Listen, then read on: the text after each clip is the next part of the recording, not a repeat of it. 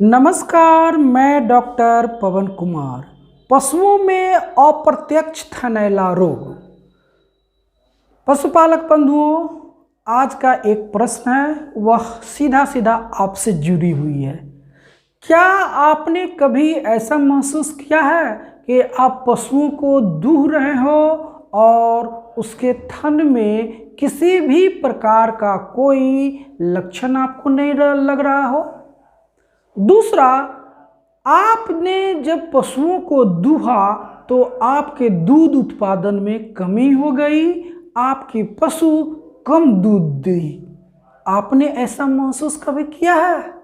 अवश्य किए होंगे, क्योंकि आपने अपनी पशुशाला में और गौशाला में जो पशुओं को दूहते हैं अथवा दुहार से दुहाने का कार्य करते हैं, तो आप इसका एक रिकॉर्ड रखते हैं कि सभी पशु कितने कितने दूध दे रहे हैं। प्रतिदिन का आप अलग अलग हिसाब रखते हैं। आप इसे दूध उत्पादन पंजी में नोट करके रखते हैं। यह दिन एक ऐसा आया जब आपको थन में किसी भी प्रकार का कोई विकार उत्पन्न नहीं हुआ, दूध में किसी भी प्रकार का कोई प्रत्यक्ष रूप से कारण, उसके रंग में बदलाव, उसके गंध में बदलाव, उसके कंसिस्टेंसी में बदलाव नहीं आया, तो यह अप्रत्यक्ष थनैला का बहुत बड़ा पहचान है।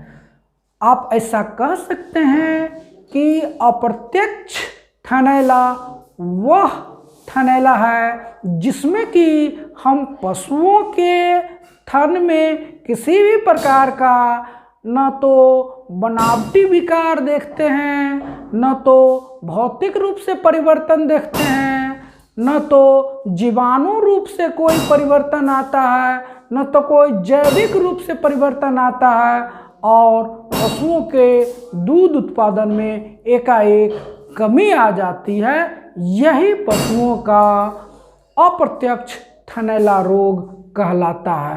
अप्रत्यक्ष थनैला रोगों में दो बातों को स्पष्ट रूप से आप गौर से देख सकते हैं।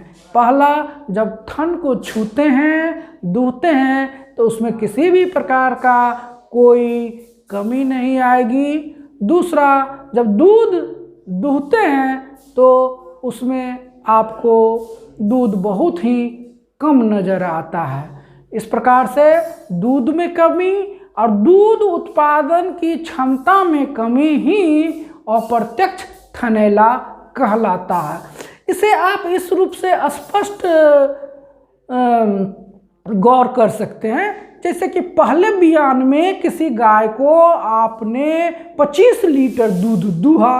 इस बयान में जब आप दूहने के लिए बैठते हैं तो आपका मन उदास हो जाता है। क्यों?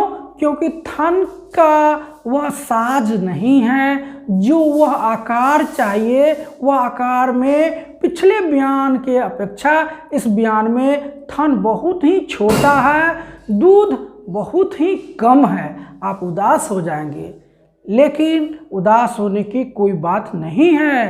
पशुपालक बंधु, यही है अप्रत्यक्ष थनैला रोग। इसके लिए आपको निकट के पशु चिकित्सक से संपर्क करना चाहिए और इसका समुचित इलाज करवाना चाहिए। तो आप पुनः पहले बयान के अपेक्षा ज़्यादा दूध का उत्पादन अपने पशुओं से ले सकते हैं। इसके लिए आप कुछ बातों को ध्यान में रखें। पहला, पशुओं का ब्यांत। पशु जैसे जैसे ब्यांत में 5 ब्यांत, 6 ब्यांत, 7 ब्यांत, जैसे जैसे ब्यांत बढ़ते जाएगी, पशुओं को अप्रत्यक्ष थनैला रोग का होने का डर, भय उतना अधिक रहता है। दूसरा, आप पशुओं को पीछे वाले जो थन का जो अयन का स्वरूप है उसमें बदलाव आप देख सकते हैं। वह बीमारी अप्रत्यक्ष रूप से पीछे में ज़्यादा समस्या उत्पन्न करती है। और तीसरा जो प्रमुख लक्षण है वह है पशुओं का थन के आकार में कमी।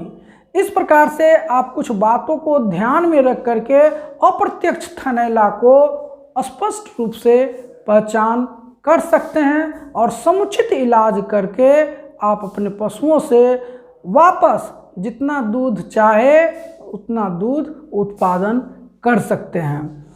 दो बातों को आपको पुनः ध्यान रखनी है कि अपने पशुओं को कभी भी अप्रत्यक्ष थनैला में इस बात को मान करके कभी भी न टाले कि इस बार हमने उसे दाना कम दिया अथवा इस बार का मौसम ठीक नहीं रहा, इस बार गर्मी ज़्यादा पड़ गई जिसके कारण यह दूध कम कर रही है। अगर आप इस पर छोड़ देंगे तो यह धीरे धीरे गंभीर रूप से आपको अप्रत्यक्ष थनैला का निशानी हो जाएगा और आने वाले ब्यात में भी आपको समुचित दूध उत्पादन नहीं हो सकेगा। एक दूसरी बात यह कि पशुओं को हमेशा दूहने के बाद थन को पोटाश पानी से साफ सुथरा करके ही छोड़ें और दूध को कभी भी उसमें ज़्यादा न छोड़ें। अगर दूध पर कुछ न कुछ प्रतिदिन आप छोड़ते जाएंगे तो वह अप्रत्यक्ष थनैला का रूप धारण कर लेगा और अंत में वह थन को बेकार भी कर सकता है। इस प्रकार से आप जागरूक रह करके स्वच्छता बरत करके अपने पशुओं को अप्रत्यक्ष थनैला से बचा सकते हैं और सही समय पर सही दूध उत्पादन का आर्थिक रूप से फायदा उठा सकते हैं।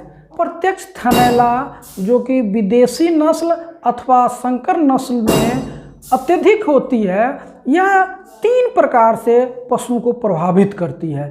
पहला, जो पशुओं की दूध का नली है उस दूध नली में सूजन आ जाती है। थन में सूजन का बात मैं नहीं कर रहा हूँ, अयन में सूजन की बात नहीं कर रहा हूँ, बल्कि दूध नली में सूजन आ जाती है। दूसरा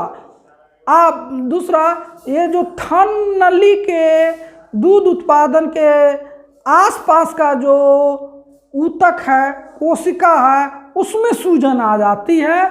और तीसरा, दूध उत्पादन करने की नली और कोशिकाओं के बीच में एक जाल बन जाती है, जो कि आप जब पशु को इलाज कराते हैं तो वह दवा वहाँ तक नहीं पहुँच पाती है और वह बीमारी नहीं ठीक हो पाती है।